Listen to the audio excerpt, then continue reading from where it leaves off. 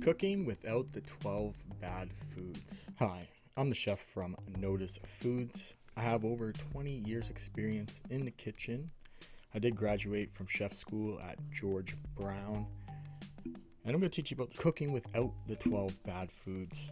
Now, this was introduced to me about 2 years ago, so I did have to learn all these techniques, and through this I learned some easy tips that will probably help you without the 12 bad foods and have a healthier life.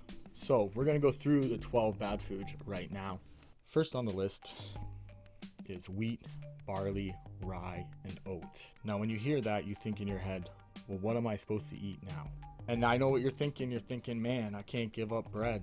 I love bread, because most products contain wheat in it or oats. So an easy step that I did was first I went into gluten-free section and looked at all the flours that they did have. And I picked an all-purpose baking flour. Bob's Red Mill gluten-free all-purpose baking flour is my favorite. It is made with gluten-free grains and bean flours, and it's just a perfect blend that I feel doesn't have much taste when you add it to a roux or to your sauces or soups or stews, or when you bread your chicken. Then you're set, right? There's your flour. Xanthan gum. You need that in all your flours that you do if you do baking, because it just emulates what gluten does in white flour, is hold it together and bind it. Next thing you might want to do is get a tapioca flour, which is also called tapioca starch, and I find it just a perfect substitute for cornstarch. Next on the list we got is well done red meat. Don't burn your food and don't heat your red meat to too high of a temperature, because it does cause free radicals. So well done red meat is also burnt meat, or burnt really anything. Don't eat anything burned. The only exception is stewing meat. And the reason why stewing meat is acceptable and can be cooked well done is because it's never over the temperature of 100, because it's cooked in a liquid. Because stewing meat doesn't go over the temperature of 100, all your stewing meats, you can still stew them. And the next one on the list is no oil in a bottle. Now most people have a problem with that because they do cook with vegetable oil, and most people have moved on to olive oil as a healthier choice, but none of it is good. So my substitute straight for oil is butter. And butter is the best because if you process it, you can make clarified butter. Now, butter can cook at 325 Fahrenheit, so that's mostly everything that's low and slow that you'd cook in oil. And anything higher than that is clarified butter, which it burns at 486, and you should never be cooking your food that high anyway. Another one that's you can switch it up sometimes is ghee. Now, ghee is a form of clarified butter, but where it comes from, it has a more nuttier flavor, and they say the burning point of that is 482 Fahrenheit. And when it comes to oils for salad dressings, where you will mix the vinegar and the oil together, just melt butter. It's a way better tasting salad dressing, I find, and it works exactly the same. And if you want a less buttery taste, like a cream taste that you'll get from the milk product, use clarified butter or ghee, and they work out perfect. If you have to warm them up a little bit, double boiler it, or just stick it near heat, it usually will go to a liquid in room temperature. Ghee has a more nuttier flavor, where clarified butter has like a more dumbed down butter taste, but still butter is great. You just can't cook it over 325. Next on the list is no deep fried foods. The safe way to cook your foods is by broiling, baking, boiling, sauteing. Here's some deep fried examples that you can do without deep frying them. And first on the list is French fries. The best way to get them just like tasting like deep fried fries is coat them with clarified butter, put them on a tray with parchment paper, and cook them in an oven between 350 or 400, depending on if you use a timer when you cook or you keep an eye on your food so you don't burn them.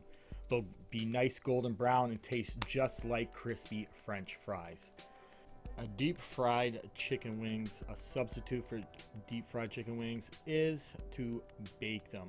So you'd flour them just like you would by putting them in a deep fryer, but you just throw them in the oven with clarified butter, put a little extra clarified butter, and spoon it over top of your chicken wings, and it will be just like restaurant style deep fried chicken wings. The next one on the list is processed meats. But the reason why we stay away from processed meats is because of nitrates. And also another substitute where they say is nitrate free, but they use celery because they're using celery as a preservative, and it acts just like a nitrate when it's in that process. And then once you watch how it's made, you'll never eat bologna or hot dogs ever again. Next on the list, we have no carbonated beverages with a meal, which really doesn't have anything to do with cooking because you're usually not using carbonation to cook. And next on the list is no skins of baked potatoes. So if you bake the potato, you can't eat the skins. Now, if you boil the skins of the potatoes, that's okay. For potatoes though, there's lots and lots of ways you can cook them without the skins on them. And one of my favorite is roasty potatoes. You know, I just bake them in the oven, then I pull them out, I skin them, and then I shred them up and cook them low and slow with butter in a pan with a little salt and nutmeg to die for. Next on the list, we have soy and soy products. Now, organic and non-GMO, they say are okay. I really don't mess with any kind of soy products except for soy sauce, and it is gluten-free. A brand that I use is Bragg's. I also use their liquid aminos as a substitute for soy sauce as well. And last on the list is corn. Organic and non-GMO is okay. So if you have to make corn tortillas, just make sure your flour is organic or non-GMO. And that's for cornbread as well. Those are the 12 bad foods. And I can understand this is a very daunting task and a very challenging task. But I'm here for you, and I have done lots of recipes, and I'm continuing to do cooking videos as my journey has just begun with cooking without the 12 bad foods. This style of cooking is more going back to being homemade and more cautious with the food that you intake. And a few things I just want you to take away from this 12 bad foods. Number one, low and slow should be your motto when cooking any of your foods. You have the control, you're not burning it, and you have an understanding with your food, and it's balanced, and you have a love there. That's why you're taking your time. Number two would be check your ingredient lists on the products that you do use. You'd be surprised that they do add the 12 bad foods to most of the products out there. Now, gluten-free and oil-free has become a trend, but it's not really steamrolling like I believe it should be. And that's all I have to say about this right now. But leave a comment if you have any questions, and if you like, follow us on Instagram at Notice Foods and DM us there, and we can answer all your questions. And thank you.